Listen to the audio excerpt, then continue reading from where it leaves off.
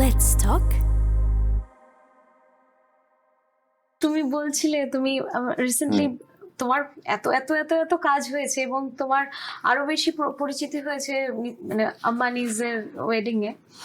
তো তুমি বলছিলে যে টিমের কথা, একটু বলো না সবার জন্য। সো কি হয়েছিল, আম্বানিদের যে বিয়েটা না সেটা আমরা জানতাম না আমাদের কই কারণে ডাকা হচ্ছে, কারণ ব্যাপারটা ভীষণ সিক্রেট ছিল। তো ওকে ওকে, তো বৈভবী মার্চেন্ট হ্যাঁ হ্যাঁ, যিনি কোরিওগ্রাফার, ওনার বোন শ্রুতি মার্চেন্টের তরফ থেকে আমার কাছে ফোন আসে যে আমরা তোমার সাথে একটু দেখা করতে চাই।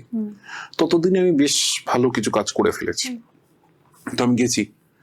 তো আমাকে ডাকা হয়েছিল NMSCC মানে নেতা মুকেশ আম্বানি যে কালচারাল সেন্টার, ওখানেই ডাকা। ততক্ষণ আমি জানি না যে কেন যাচ্ছি, কি বৃত্তান্ত, প্রচন্ড সিক্রেসির মধ্যে। তো অটো করে গেছি, অটো থেকে নেমেছি, নেমে ভেতরে গেলাম, প্রচুর সিকিউরিটি চেক ফেক হলো টলো করে ভেতরে ঢুকলাম। ঢুকে আমি বসেছি, ওনারা এলেন, এসে বললেন শোনো অনন্ত এবং রাধিকার বিয়ে হচ্ছে। ঠিক আছে, একটা দম করে একটা বোম পড়লো। তো আমাদের যে কোরিওগ্রাফার দৃশ্যগুলো আমরা চাই তুমি সেটা স্টোরি বোর্ডিং করো। ঠিক আছে, হ্যাঁ ঠিক আছে করবো। এবং পুরোটাই মাইথোলজিক্যাল ছিল ব্যাপারটা। আচ্ছা, এইবার খেলাটা কিভাবে ঘুরলো, ওখানে একটা লাইট অ্যান্ড সাউন্ড ডিজাইন হওয়ার কথা, যেটা করতে আসছে অস্ট্রেলিয়ান একটা কোম্পানি এম বলে, আর্টিস্ট ইন মোশন। তারা এলো, তাদের সাথে আমার আলাপ টালাপ হলো। অনেকগুলো সিটিং এর পর আমরা ধীরে ধীরে বুঝতে পারলাম তারা হিন্দু ম্যাথোলজি সম্বন্ধে কিচ্ছু জানে না, জাস্ট নীল, কিচ্ছু জানে না। এবার আমি যেহেতু এত বছর ধরে মন্দির স্থাপত্য করছি এবং মাইথোলজি সম্বন্ধে পড়াশোনা করেছি, ওরা যেটা চাইছিল ওরা আমি সঙ্গে সঙ্গে এঁকে দেখিয়ে দিচ্ছিলাম যে এই হচ্ছে কম্পোজিশনটা, এই হচ্ছে গল্পটা, এইভাবে এই জার্নিটা শুরু। এইবার সেইগুলো তোদের চোখে পড়ছে। করতে করতে হঠাৎ করে একদিন বৈভবী ম্যাম এলো, বৈভবী মার্চেন্ট, ওরাটাই আলাদা। সে বললো तू ये पूरा शो कर पाएगा? हाँ मैम, मैं अगर आप लोग रहोगे तो मैं कर लूंगा। আমি প্রিয়মকে জিজ্ঞাসা করিনি, প্রিয়ম পাশে বসে আছে। अगर आप लोग रहोगे तो कर लो। और कैसे करेगा? আর ম্যাম এত লম্বা শো আছে, 8 ঘন্টার শো, 40টার মতো ভিজুয়াল লাগবে, আমরা বসে ব্রেনস্টর্ম করবো, মাইথোলজিটা আমি পুরো সামলাতে পারবো আর আমি এদের বোঝাতে পারবো কি হবে। ঠিক আছে, আমাকে একটু টাইম দে। 2 দিন পর হঠাৎ করে রিলায়েন্স আমাকে জানাচ্ছে মুকেশ আম্বানি চাই আমি অস্ট্রেলিয়া চলে যাই, এবং গিয়ে এই টিমটার সাথে বসে আমি ওদের পুরো ডিজাইনটা তৈরি করতে হেল্প করি, প্রত্যেকটা পার্ট ধরে ধরে। আমাদের পাসপোর্ট চলে গেল। ওখানে ওরা শুধু লাইট এন্ড সাউন্ড করছিল নাকি পিছনের? না, লাইট এন্ড সাউন্ড মানে কি বলতো, ধরো একটা বিয়ের জন্য একটা স্টেজ তৈরি হয়েছে, এরকম স্টেজ। এবার নেতা আম্বানির একটা ভিজুয়ালাইজেশন ছিল, একটা ভিশন ছিল যে আমার ছেলের বিয়ের পরের দিন যে আশীর্বাদের অনুষ্ঠানটা হবে সেটা গ্র্যান্ড অনুষ্ঠান হবে। সেই অনুষ্ঠানটা এমন একটা 3D হাইপার রিয়েলিস্টিক একটা লাইট অ্যান্ড প্রজেকশনের খেলা দেখানো হবে, যেটাই পুরো সেটটা কখনো বৈকুণ্ঠ লোকে কনভার্ট হয়ে যাচ্ছে, কখনো পুরোটা ধরো তাঞ্জোরে কনভার্ট হয়ে যাচ্ছে, বা কখনো ধরো আমাদের যে বড় বড় যে ধামগুলো আছে, 4 ধাম, সেটা 4 ধাম একটা লোকেশন ধরো 40টা ডিফারেন্ট ফরম্যাটে চেঞ্জ হচ্ছে। এবার এটা অ্যাচিভ করবে কি করে, কারণ এটার সব থেকে বড় চ্যালেঞ্জ ছিল তোমার তো আর্কিটেকচারটা তো কনফাইন্ড, যে একটাই স্ট্রাকচার, ওই স্ট্রাকচারটা তো নড়ছে না।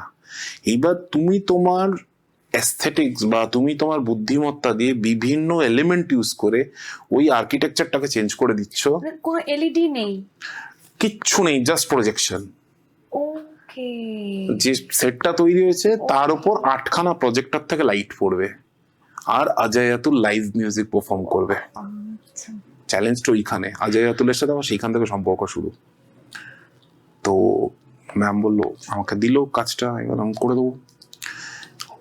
অস্ট্রেলিয়া গভর্নমেন্ট ভিসা দিল না, বলে আমরা ওয়ার্কিং ভিসা দেবো না, 2 মাস টাইম লাগবে, সম্ভব নয়। সো এবার কিছু করার নেই, তো তখন আমরা একটা ওয়ার্ক মডিউল তৈরি করলাম। আমরা ভোর 5টার সময় উঠে পড়তাম, আমি আর প্রিয়ম। টানা সকালের ফার্স্ট হাফটা আমি অস্ট্রেলিয়ান টিমটাকে পুরো নিয়ে বসতাম, প্রত্যেকটা সিন বোঝাতাম যে আমি কেন এঁকেছি, কেন বৈকুণ্ঠ লোকটা এরকম দেখতে হবে, কিভাবে দরজাটা খুলবে, কিভাবে এইটা হবে, কিভাবে ওইটা হবে, আর ওরা সেটা ফলো করতো। আর আমার সাথে শ্রুতি ছিল, বৈভবী তো ছিলই। আমরা পুরো 1 মাসে শোটা ডিজাইন করি। এর মাঝখানে একটা ঘটনা ঘটে গেল। এর মাঝে কি হলো, হঠাৎ করে একদিন রাত্রিবেলা 11:30 পৌনে 12টা বাজে, বৈভবী মার্চেন্টের আমার কাছে ফোন আসে, শোন একটা ইমার্জেন্সি হয়েছে। হ্যাঁ কি? বলছে আম্বানিজ ওরা যাচ্ছে প্রধানমন্ত্রীকে ইনভাইট করতে। প্রধানমন্ত্রীর তরফ থেকে এই পুরো শোটা একটা ডিটেল ব্রিফ চাওয়া হয়েছে যে কি হচ্ছে শোতে, কারণ উনি ওখানে উপস্থিত থাকবেন, তো প্রচুর ওদের নিয়ম কানুন আছে, বুঝলে। তো আমরা চাই না না কি শুধু একটা ডকেটের মতো, যা তুই কি শোটাকে দেখাতে পারবি ওনাকে, এবার এটা তো আমার কাজ। আমি বললাম ঠিক আছে, টাইম বলো কালকে ওরা প্রাইভেট জেটে বেরোবে। বললাম ঠিক আছে, মানে আজকে রাত্রিটা। হ্যাঁ, আমি ওই রাতের মধ্যে না পুরো শোটাকে একটা বইয়ে নিয়ে আসি, একটা পুরো বই ডিজাইন করি স্পেশালি প্রধানমন্ত্রীর জন্য।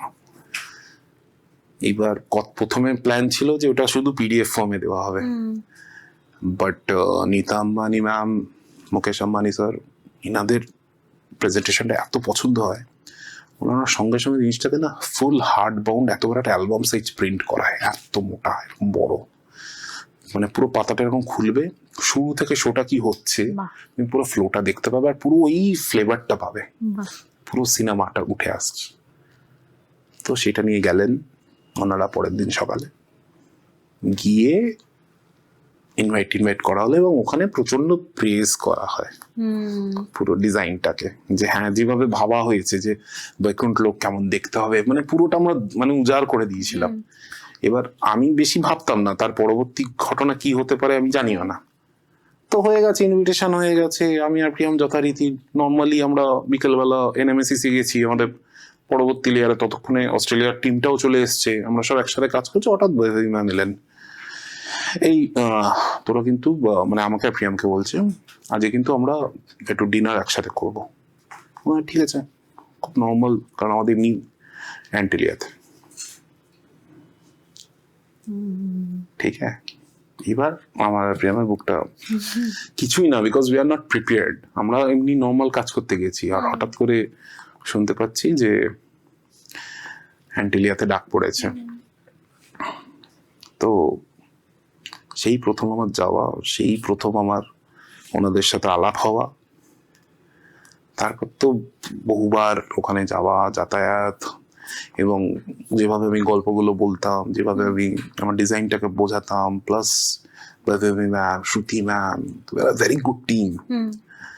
কিন্তু ওরা ভাবতো কি পুরো পিছনটা একটা আমার বিশাল একটা টিম কাজ করছে। তারা খালি আমাকে বলতো যে বুঝলে তুমি টিমটাকে দিন এইভাবে করা, ওইভাবে করা। যেমন আনন্ত আম্বানি এসে আমাকে এসে বললো যে আই রিয়েলি ওয়ান্ট কি অষ্টবিনায়ক তুমি কোনোভাবে যদি এখানে ইনকর্পোরেট করতে পারো। সো আমি বললাম আমাকে একটু সময় দাও। তারপরে আমরা ডিজাইনটাকে এমন ভাবে ইনকর্পোরেট করলাম যে ধরো অডিয়েন্স বসে আছে, ওপর থেকে এরকম একটা না ট্রান্সপারেন্ট ফানেল নেমে এলো, বুঝলে, অডিয়েন্স, যেটা অডিয়েন্স দেখতেও পাবে না আস্তে করে। সেটা ব্রাজিল থেকে তৈরি হয়ে এসেছিল। আমি প্রথমে লেআউট বানিয়ে দিই, তারপর সেইটা দেখে ওখানকার আর্টিস্টরা তৈরি করে এটা পাঠায়। ফানেলটা এরকম নেমে আসার পর ধরো 8 ফুট 10 ফুটের একটা ফানেল, ট্রান্সপারেন্ট ফানেল, ঠিক আছে, নিচে অডিয়েন্স বসে আছে, তার মধ্যে প্রজেক্ট হচ্ছে অষ্টবিনায়কটা। আর ওইখানে যেই অষ্টবিনায়কটা আসতে শুরু করছে, অজয় অতুলের টেম্পোটা বাড়ছে, ওই যে হরে রাম রাম রাম, যেটা গণেশের, যেটা ওরা বন্দনাটা যেটা করে ওদের, এবং ওইটা পুরো না মাথার উপর এরকম গণেশটা ঘুরতে থাকবে, 8টা গণেশ, আর এক্স্যাক্টলি অষ্টবিনায়কের রূপে। ওই দৃশ্যটার সময় না আমার মানে আমার বম্বে যাওয়ার একটা বড় ইন্সপিরেশন দিন, সেই মানুষটা যখন দাঁড়িয়ে হাততালি দিচ্ছে চোখের সামনে, মিস্টার শাহরুখ খান, এবং ওইটা না আমি বলে বোঝাতে পারবো না ওইটা মানে কতটা আনন্দের, কতটা ওই যে তুমি বললে না স্যাটিসফ্যাকশন, এইটাকে যদি তুমি স্যাটিসফ্যাকশন বলো যে হ্যাঁ কুছ তো কিয়া হ্যায় ভাই, মানে লোকের পছন্দ হচ্ছে, প্রধানমন্ত্রীর প্রচন্ড পছন্দ হয়েছিল শোটা এবং ঢালাও প্রশংসা করেন আম্বানিদের যে এত সুন্দর একটা ভীষণ ভালো মানে সবকিছু না মিলে গেছিল, যে অজয় আতুলের মিউজিক, আমাদের কম্পোজিশন, বৈভবী মার্চেন্টের কোরিওগ্রাফি, লাইটিং, অস্ট্রেলিয়ান টিমটার অসম্ভব টেকনিক্যাল সাপোর্ট, প্লাস রিলায়েন্সের যে পুরো টিম আমাদের সাথে কাজ করছিল, এবং সবকিছু শেষে যখন পুরো ওয়েট হয়ে গেল নীতা আম্বানি এসে পার্সোনালি আমাদের থ্যাংক ইউ বলছেন, এবং তখন ওয়েটটা রিভিল হয় যে আমার কোনো টিম নেই।